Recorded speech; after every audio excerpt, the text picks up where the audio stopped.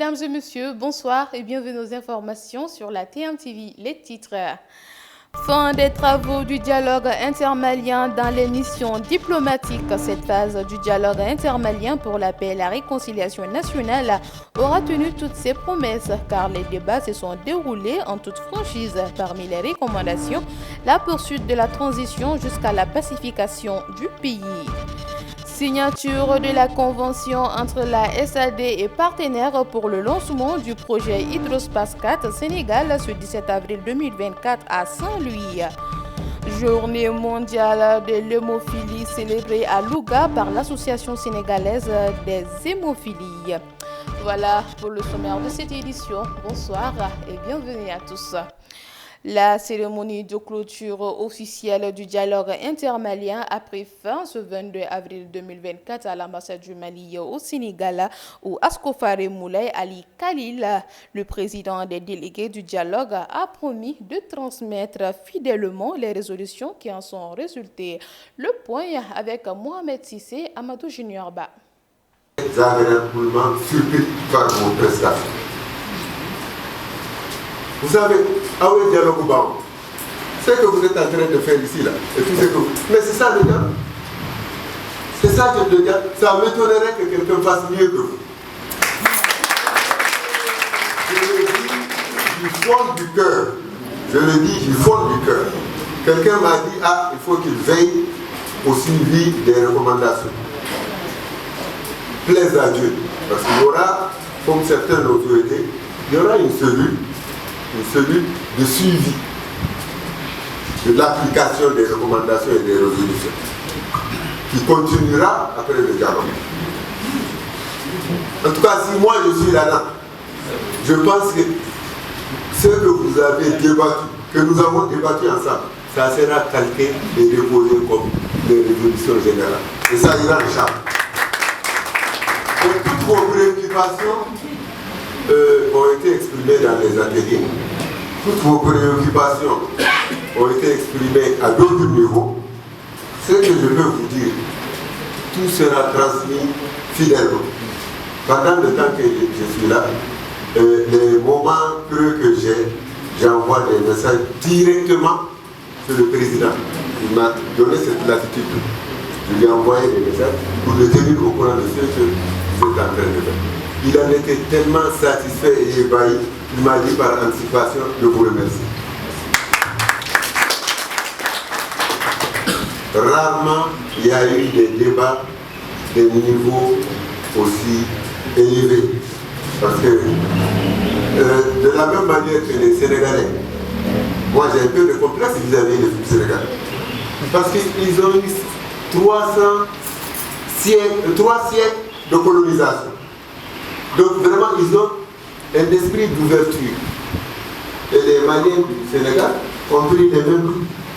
Donc vous avez beaucoup d'ouverture d'esprit par rapport à tous les problèmes.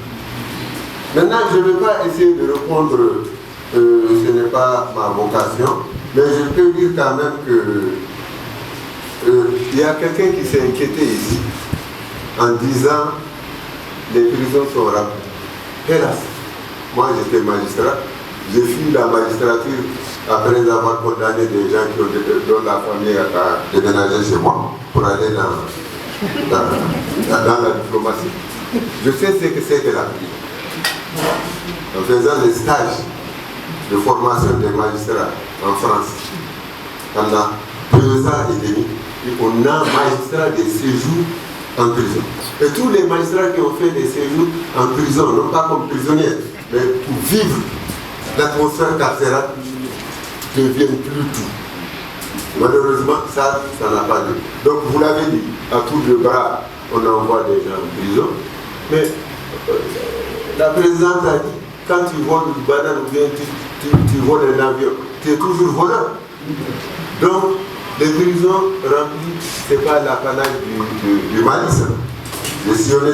Je le disais tantôt dans les titres, le projet Hydrospace 4 Sénégal vise à intégrer des solutions de télédétection et des technologies spatiales avancées pour améliorer la gestion de l'eau et optimiser l'utilisation des terres agricoles. Ces partenariats permettent d'accéder à des données satellitaires précieuses qui amélioreront significativement la capacité de la SAD à prendre des décisions basées sur des informations fiables et actualisées. Suivons cet élément. Je suis Thomas Ferrero, je suis le président et directeur général de la société MEOS, société française qui travaille sur l'imagerie satellite.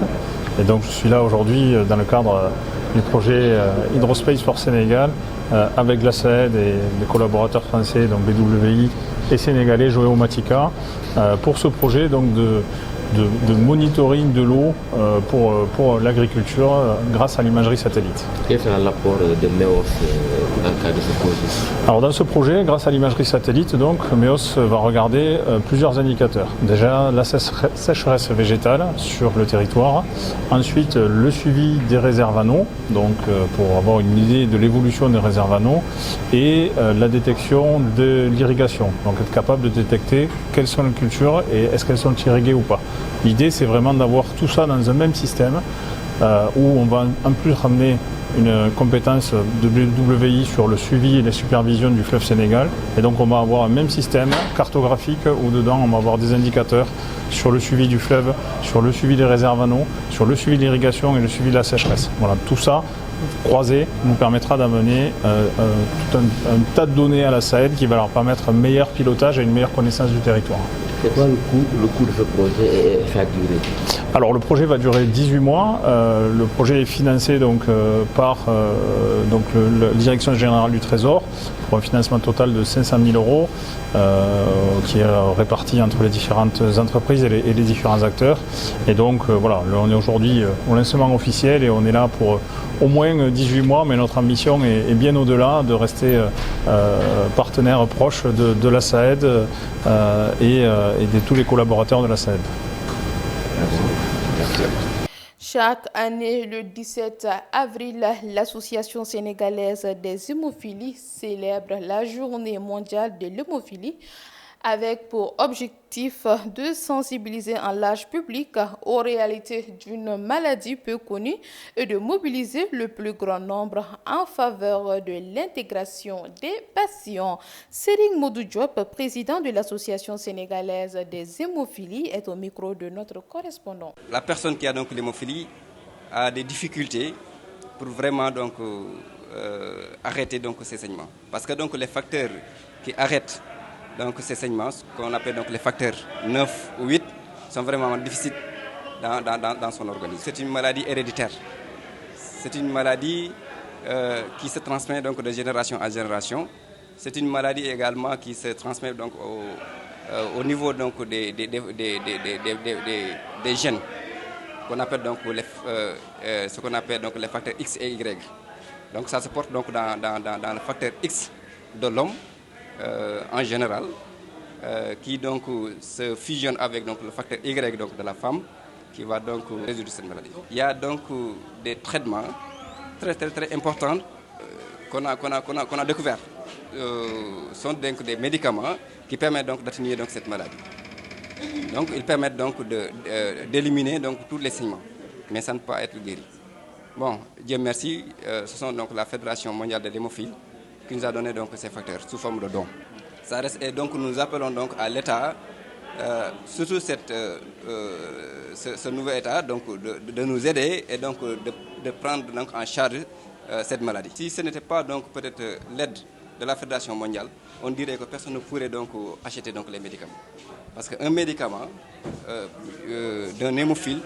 La ligne régionale de basketball et l'organisation Right to Play s'y sont associés pour offrir une journée de formation sensationnelle et un mini-tournoi palpitant avec comme objectif de faire briller la compétition dans la région. C'était ce week-end dernier au stadium municipal de la région. Mamadou Lamine Sidibé, président de la ligne basketball de Ziguinchor, était l'interlocuteur du jour. Il s'est exprimé au micro de Faramandi. La journée a été pleine, surtout riche en enseignement. Effectivement, la Ligue, comme vous le savez, essaie chaque fois d'innover, chaque fois de créer des activités pour développer, pour participer au progrès vraiment de cette discipline dans la région. C'est dans ce cadre effectivement que nous avons mis en place cette activité, ces activités je peux dire, en essayant d'abord d'organiser un séminaire le matin de ce jour. Et après ce séminaire, vous avez vu tout à l'heure, il y a le championnat national de première division, un match très plaisant entre l'équipe de CMT et les étudiants de Dakar, qui s'est soldé par la victoire de CMT. La coupe du président du conseil départemental la nuit. Toujours est-il que pratiquement, je dirais que toutes ces activités ont été mises en place par la Ligue, mais quand même avec le soutien accru de l'ONG Right to Play, qu'on ne cessera vraiment de remercier. Vous savez, Right to Play, c'est pratiquement 2 années de soutien avec la Ligue de Ziguinchor. Franchement, elles soutiennent tous les jours nos activités à travers d'abord les séminaires, mais ensuite les matchs que vous allez voir ce soir. Donc vraiment, on est très comblés pour cette journée et on pense que la nuit, ça sera l'apothéose. Le choix, c'était préparer les intendants ou bien les administratifs des clubs à la gestion effectivement du matériel, des équipements sportifs. Et parce que nous avons remarqué qu'il y a des clubs qui ne parviennent pas à gérer les équipements que souvent Right to Play donnait. Voilà. Donc il était question vraiment d'organiser une séance de formation, un stage de ce genre pour quand même permettre aux intendants des clubs qui gèrent l'outil, les outils dans les clubs là, de pouvoir vraiment être aptes à gérer ces outils-là. Toujours est-il correct, nous, à notre niveau, on ne cessera de lancer des appels aux autorités locales, administratives, politiques, pour qu'elles soutiennent l'équipe de CMT. C'est l'équipe qui aujourd'hui a battu tous les records en matière de première division. Elles ont fait pratiquement, les filles, elles ont fait pratiquement 5 ans en première division et sans moyens grandioses. Ça c'est assez difficile. Et on aimerait vraiment que les autorités regardent un peu ce qui se passe au niveau de cette discipline-là dans la région. Parce que les enfants se démerdent, les coachs font le maximum, se sacrifient pour le développement de cette discipline. Donc tout ce que nous voulons, en tout cas en tant qu'administratif, en tant que dirigeant, c'est qu'il y ait un petit coup de pouce de la part des autorités pour qu'on puisse vraiment jouer les premiers rôles dans ce pays, surtout en matière de basket. Après 4 mois d'arrêt des travaux de forage dans le village de Sombe, constatés par les villageois, ces derniers ont dénoncé une mauvaise gestion du budget et destiné aux travaux. Cependant, ils accusent le président du comité de gestion d'avoir détourné une partie de l'argent estimé à une dizaine de millions. En revanche, le président s'est exprimé et a nié toute accusation. Suivons cet élément. Dans la commune de Patarlia, les habitants de Sombe se sont tous regroupés aux places publiques pour dénoncer la mauvaise gestion de leur forage. Le comité de gestion est soupçonné de détournement des recettes. Il y a quelques jours, le comité a été invité à une réunion pour justifier certaines dépenses, mais les chiffres présentés n'ont pas convaincu les habitants de Sombe. Un scandale financier, une malversation du forage de Sombe. En réalité, depuis 4 ans, nous courions derrière les membres du bureau pour qu'ils nous fassent un bilan financier du forage. Mais jusqu'à l'heure où nous vous parlons, le problème reste entier. Le trésorier avait gardé chez lui une somme de 15 965 070 francs, ce qui est anormal et illégal. Il faut noter également que le forage est resté 4 mois sans situation et cet argent est utilisé à des fins inconnues. Le président nous avait dit également que le forage a des factures non payées à la Sénélec qui s'élèvent à 15 147 919 francs. Et il nous a dit que cette facture finalement a été payée. Mais après investigation, il se trouve que tout ce qu'il nous avait dit est absolument faux. Le président du comité de gestion, le principal accusé qui nie totalement les accusations, est prêt à les confronter, mais en présence des autorités du village. Moi, je travaille avec un bureau et je suis contrôlé par le sous-préfet et le maire. Maintenant, pour cette gestion-là, je ne peux pas avancer des chiffres sans la présence du sous-préfet. Parce que le sous-préfet a prévu de tenir une réunion au niveau du village. Pourquoi s'impatienter? Je ne dis pas qu'il y a détournement, je ne dis pas qu'il n'y a pas de détournement. En tant que président, et je suis convaincu que je n'ai pas fait un détournement. Les habitants du village de Sombo souffrent énormément à cause de la mauvaise gestion de leur forage. Les autorités administratives sont appelées à intervenir pour régler ce problème. Avec plus de 500 familles spoliées à la cité Seringa Abdoulaye Thiaw à Laye, le foncier risque de brûler la commune de Malika. Une situation qui a poussé les victimes à crier au scandale. Pour alerter les autorités étatiques, leur porte-parole du jour est au micro de notre correspondant. Fort de 3500 familles, nous sommes là aujourd'hui réunis pour dénoncer l'attitude de certaines autorités étatiques qui ont reçu une instruction de l'ancien président Macky Sall, mais qui n'acceptent jusqu'à présent pas de l'appliquer à notre profit. Il y a également un accord entre l'État et les collectifs qui n'a pas encore respecté jusque-là. Sur cet accord, il est convenu de nous remettre 2500 parcelles. Sur ces 2500 parcelles, 500 bâtiments identifiés en relation avec les services étatiques.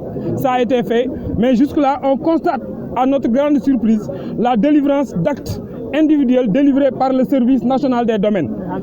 Et certains actes sont également antidatés. Sur un site qui est déjà occupé, qui fait l'objet d'une autorisation de régularisation. Il y a également une interpellation à l'endroit du chef de l'État, qui est le premier administrateur de la République. Nous sollicitons son intervention. On l'a entendu parler du cas de Ndengler. Nous sommes en train de vivre la même situation que les habitants de Ndengler. En termes de superficie, la superficie, les assiettes que nous occupons est supérieure à celle de Ndengler. En termes d'effectifs, nous sommes supérieurs également à l'effectif qui se trouve à Ndengler. En termes de coût, du point de vue économique, le coût d'une parcelle présentement dépasse largement le coût qu'on retrouve en Ndengler. Donc sur ce, nous demandons au président de la République de nous assister. D'abord, on sollicite de sa part l'arrêt immédiat des travaux dans cette zone. L'arrêt immédiat des travaux parce qu'ils sont en train de faire des travaux. Ils sont en train de faire des travaux de terrassement sur un site qui est déjà attribué, sur un site qui est déjà occupé. Après l'arrêt des travaux, que ça soit notifié à toutes les autorités territoriales. C'est ce qui me fait donc cette série d'informations. Merci à vous de l'avoir suivi et passez d'excellents moments en compagnie des programmes de la TMTV, la télévision Tamashek, la culture au cœur de l'Afrique.